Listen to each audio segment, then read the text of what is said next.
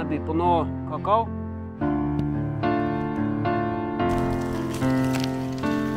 Det her er som et spørsmålstegn.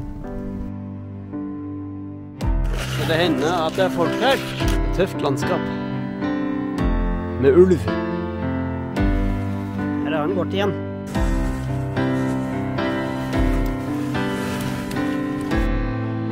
Byggeplass. Hva ble dette? Dem, ja. Ja, ja. Ut på tur. Da kommer løypemaskinen. Da blir det fine skiløyper i morgen.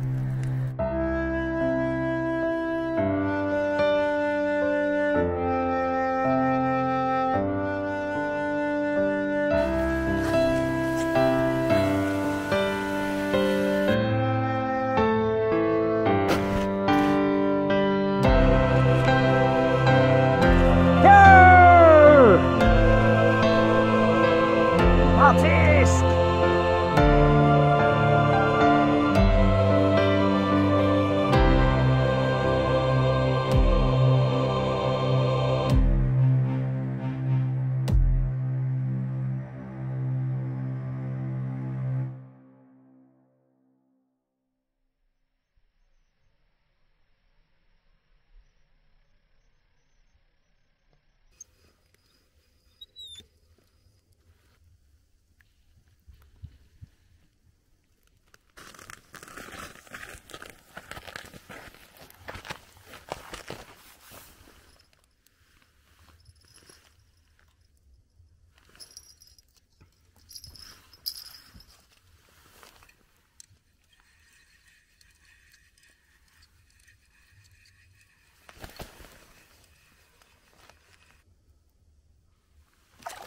Ja!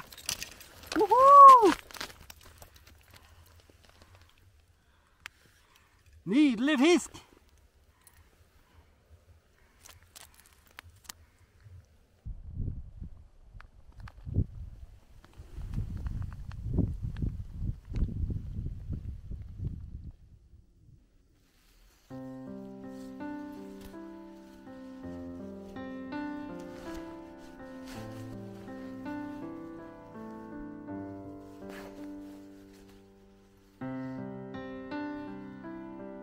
Jeg trodde nesten det skulle komme en løypemaskin i løpet av natta. Det gjorde det ikke.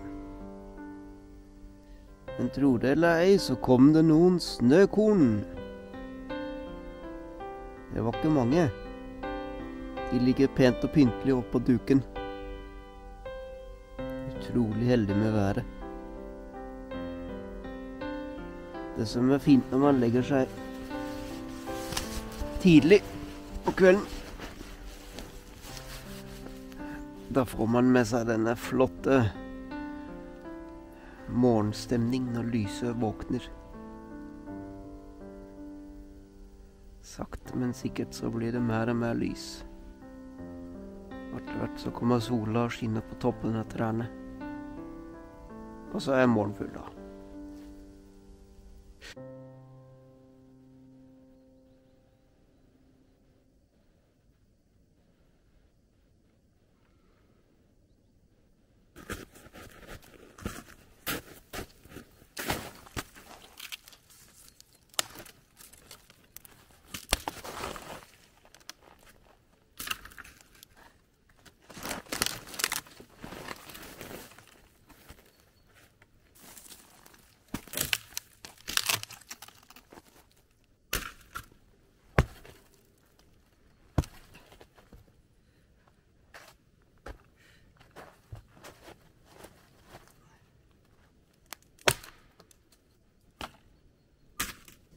Lord of the forest!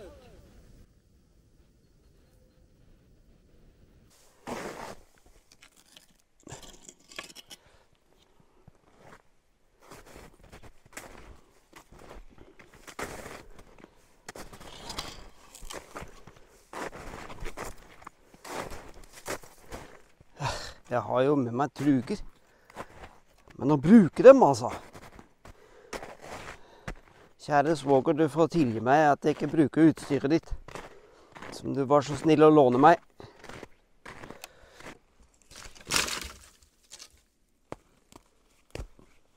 Med den fine knusktørre fuduveden så har jeg spart meg saginga.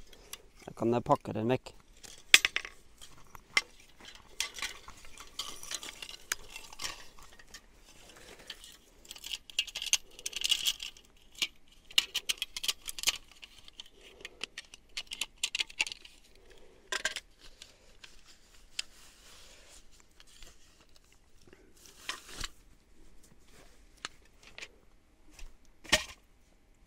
Jeg får ta med den duken for å tenne bål.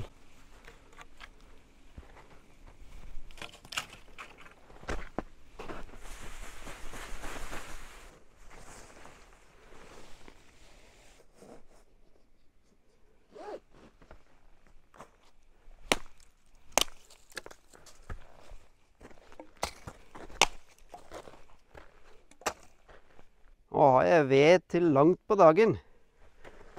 First class furuved. Nydelig.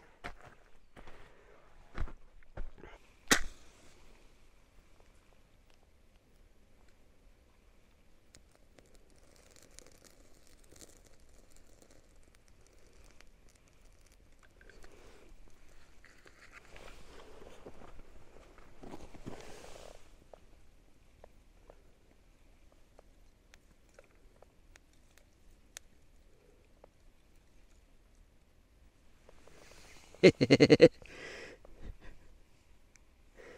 var første.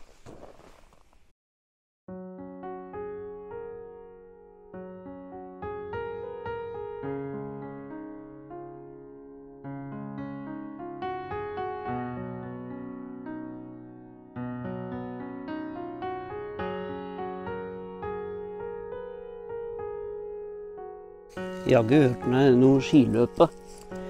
Ja, tidlig av gårde. Før jeg har fått tent morgenbål. Nå er vi klar for andre forsøket. Andre fyrstikk.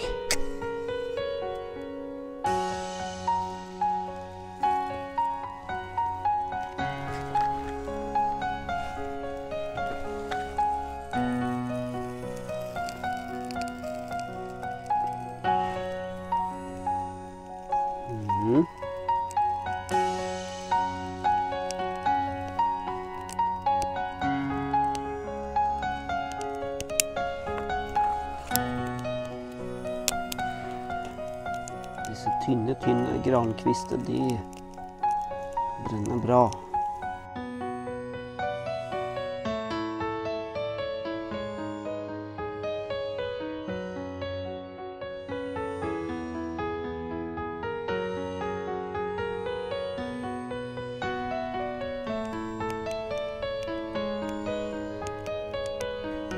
Det er magi i bål. Varme og lys. Deilig.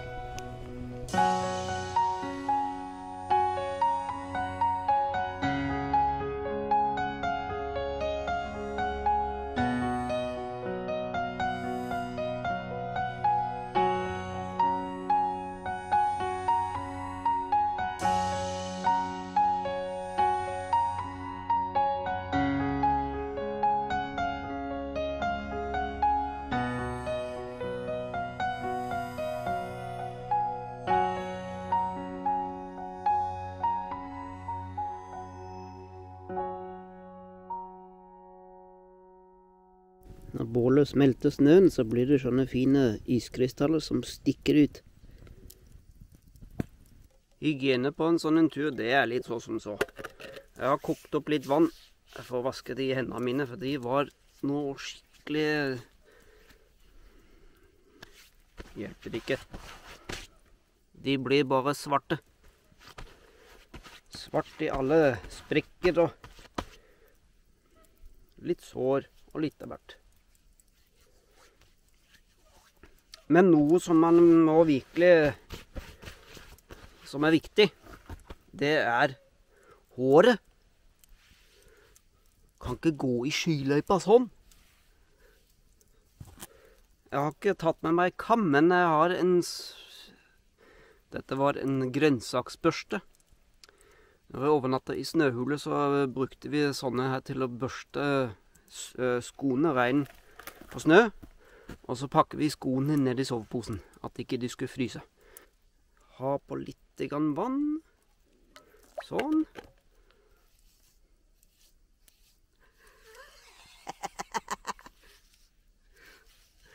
Juhu! Det funker som bare det.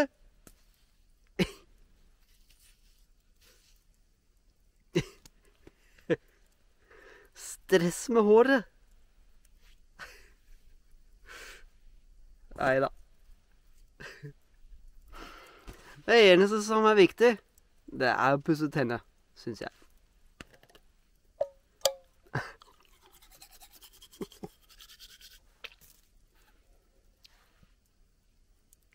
Da er jeg klar for skiløypa. Blir det luehår igjen?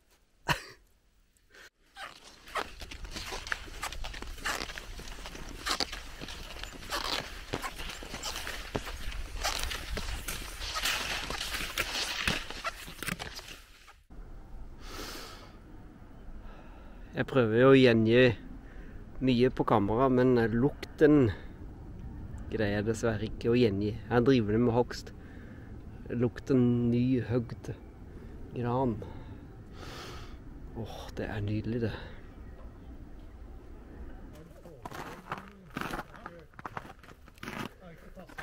Og du da? Våkte du på tømmeren? Det er Platon, ja. Riktig. Oi, oi, oi. Her ligger det mye byggemateriale. Hvor skal dette hen da? Ja, det går litt forskjellig. Det er massevirke som blir papir. Det går til Sverige via Norsenga. Vi kjører med lastebil dit, og så går det på tog. Furutømmere går til Våler og Solør, avhengig av grøvelse. Og så går grana til Ringgarden som ligger på Haugeseter. Riktig. Og så spiker jeg den på veggen til slutt. Så kan du få spikre. Her har du tydelig forskjellen på inneveden, som er full av hva kalles på furu? Det er hardfiks, som blir kalt malm. Da, malm, ja. Da har du malmfuru, og så har du den ytterveden som er noe lysere. Er det best med mest malm? Ja.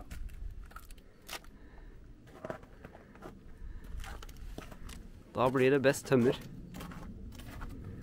Tinninga her. Tinninga, det vil si? Tynning. Ja, skogen er tynna da, kanskje på, ja, når det har vokst en 20. Ja, det er første gangen, og så kan du si rundt 40-45 år. Ja. Det blir som å luke et grønnsaksbed i blomster. Du tar ut så de gjenstående vekstene har optimale forhold da, for å leve. Riktig. De får mer lys, mer vann og mer næring. Man tynner ut skogen. Mer i kvalitet. Bedre lys og bedre vekstvilkår. Ja.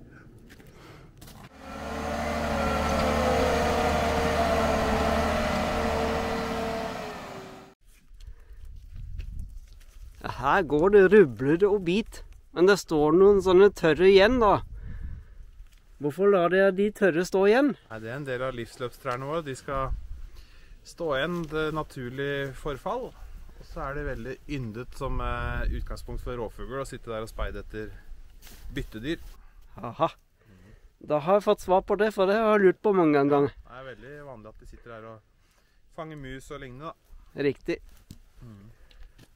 Nei, jeg gleder meg til å se denne maskinen i aksjon. Ja, hvis du ikke har sett det før, så er det en interessant farkost. Opplevelse. Skogbrukets svar på Star Wars.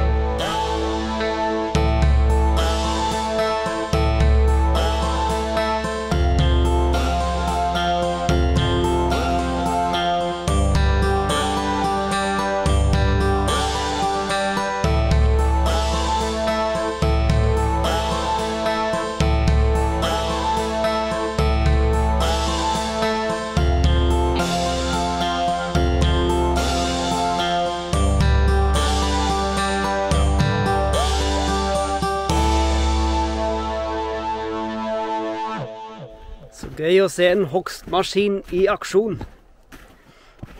Skogen blir jo ikke akkurat vakkert når de gjør det, men hvis de ikke hadde gjort det, hva skulle jeg spikre på veggen da?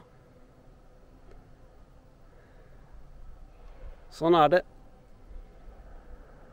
Vi trenger hus å bo i. Jeg må bygge, da må de hugge. Og så vokser det igjen. Fornybar kilde.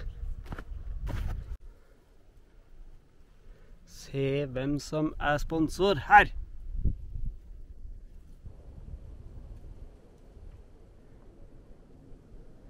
Jobben min!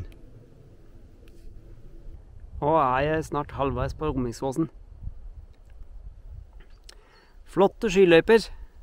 Ingen tvil om det. De er så breie som E6-en. 3-4 mann i bredden kan det gå der. Men det er litt vanskelig med smørning i dag. Det var isete på morgenen, og så begynte det å tine litt, og så nå er det ganske mykt. Så det er av og på med feller hele tida. Går det bratte bakke opp, så må jeg ha feller, eller så greier jeg ikke å trekke pulken. Og går det litt nedover, så er det jo kjedelig å gå med disse her. Da går det trått i nedoverbakke. Det var litt enklere i Aurskog. Da var det de her uansett.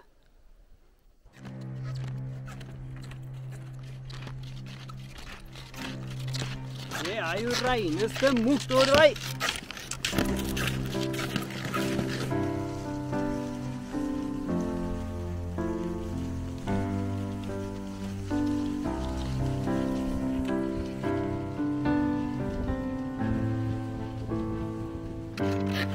Ja, se der, ja. Da ble det hytte. Bekkestua. DNT-hytte.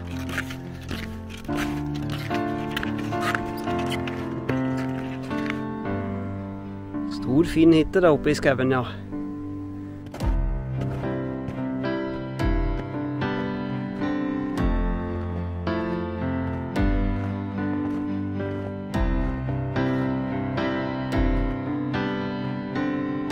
Se det ut her, ja.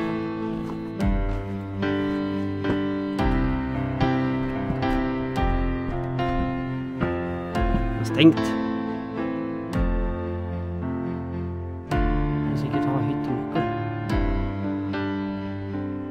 Ja. Skia henger på veggen. Smøretips for pulktrekkere. Jeg har jo feller. Og de har blitt våte. Og det begynte å bygge seg noen svære kladder under de.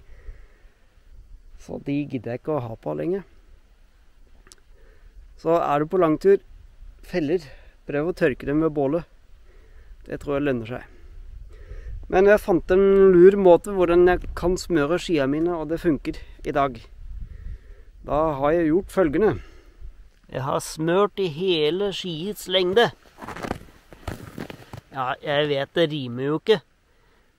For du har noe som heter glidesone og noe som heter smøresone. Men skal du trekke pulk, så må du ha bra med feste. Så jeg har lagt på blå hele veien. Og så har jeg lagt på der hvor det er snø på. Der har jeg lagt på rød oppå det blå i festesone. Og da bygger det seg opp et lite lag med snø som klistrer seg fast. Og så kan jeg gå fint oppover, og så slår jeg på bakken 2-3 ganger på toppen. Og da går det nedover igjen. Hvor skal jeg? Råsjøen. Råsjøen høres riktig ut. Da prøver vi på det.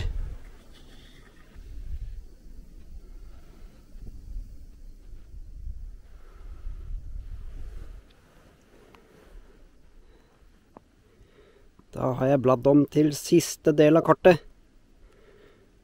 Og her begynner det å lukte kjente trakter. Råsjøen. Jeg tror ikke jeg rekker så langt i dag. Men det nærmer seg i hvert fall. Høyeste punktet i dag, men ingen utsikt. Bare trær. Så kjedelig. Jeg får sende fuglen min av gårde, falken min, så han kan se litt for meg.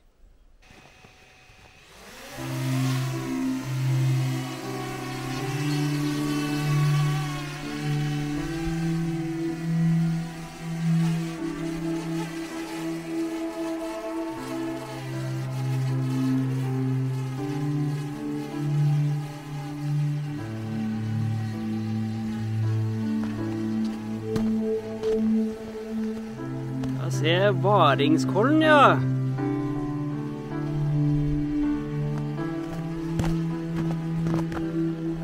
Her har vi Varingskollen.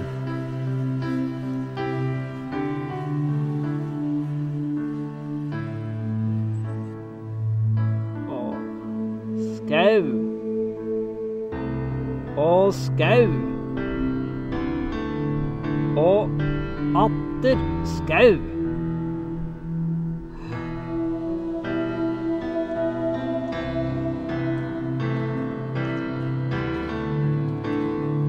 Der nede på sletta, der er det vel Gardermoen.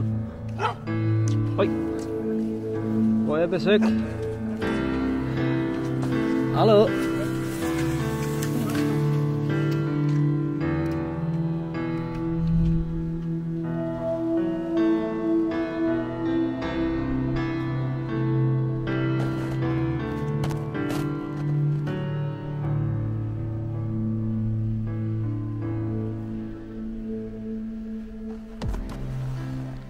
Så flott. Her fikk jeg litt utsikt. Herlig. Herlig med sånne fugler.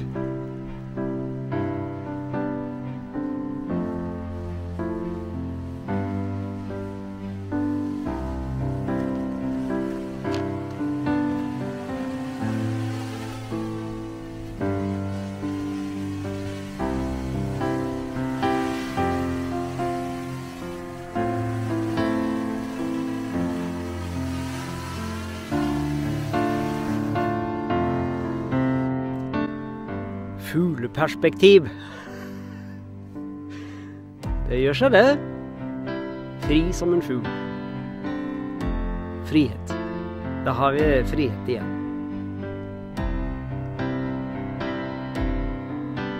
Frihet til å være på tur. Og frihet til å dra hjem. Og frihet til å dra på jobb. Friheten i Gud.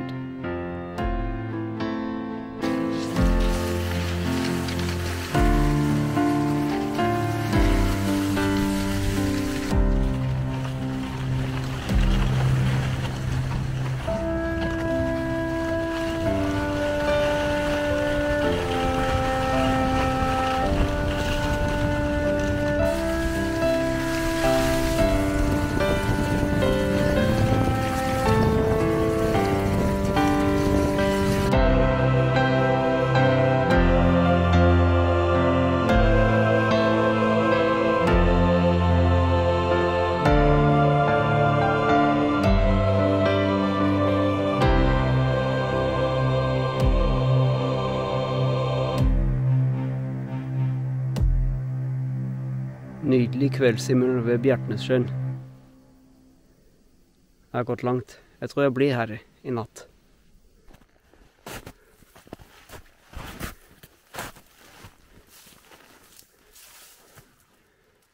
Her lar det seg kanskje gjøre noe.